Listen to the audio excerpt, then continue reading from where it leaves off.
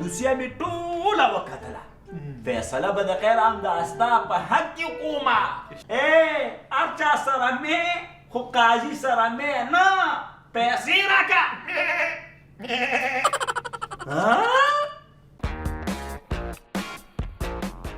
قاضي صاحب زما کار به وشي د خیره سره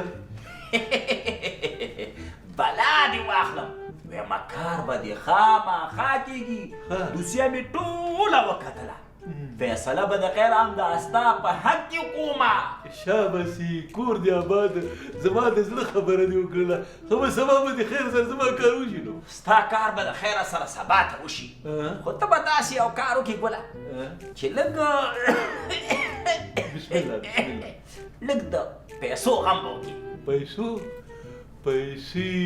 ولا دې کې د پاتې رانه شو پاتې نه راځي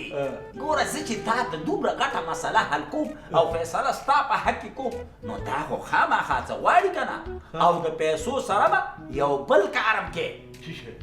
هغه داسې دی ګوله چې سبا ته د محکمې وخت شو او تا نه چا پوښتنه کوله یا تا سره چا خبرې کولې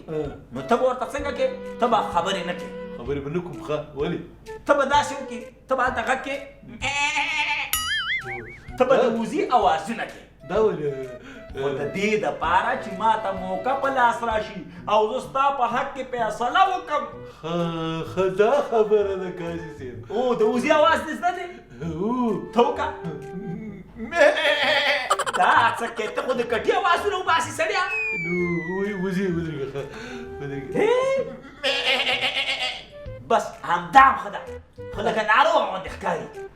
واو بس د خیره سره ځه اوس لاړ شه او سبا به بیا خبرې کوو نو کار به مې وشي د خیره کېږي که نه کېږي ځه د خیره سره ځه ځه ورشه د خدای په امان ځه ځه د خدای په امان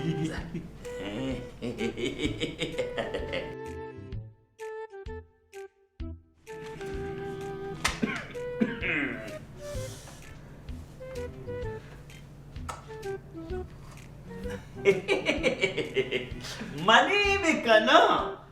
ګوره ناحقه فیصله مې درته راوانسته او ستا په حق کې مې وکړه وایم داسې قاضي نه چارېږه خو اوس د خیره سره ځه نو جیب ته لاس کړه او دغه نه وباسه نه دا خبرې اوس دلته نه کېږي ګوره ما سره به د پیسو خبرې کوې د پیسو خو د محکمې په وخت کې مې درته ویلي چې تا ته خلک لیونی ووایي چې دا سړی لیونی دی او ما ته موقع برابره شي پیسې راوباسه دا څه په غم واوښتم هر چا سره مې خو قاضي سره مې نه پیسې راکړه